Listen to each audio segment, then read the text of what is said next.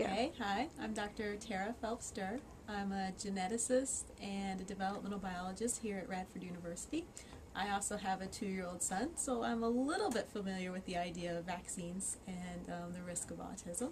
So the one study that actually showed that there was a correlation between vaccines and autism actually recently has been retracted from the primary literature because the doctor that was involved in that, it was found that he actually was working for one of the companies, or he had actually had some problems with sort of his credentials, essentially.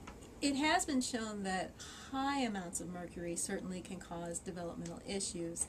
I think the amount of mercury that's typically used in the vaccine, it's used as a preservative mostly in the vaccines, is not typically high enough to cause any problems.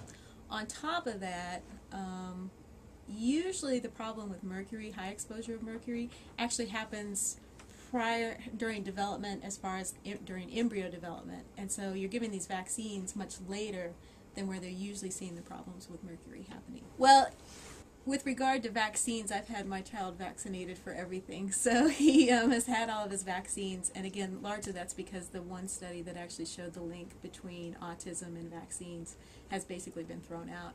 Most experts will agree that you really should get your vaccines to protect the kid against the contagious disease.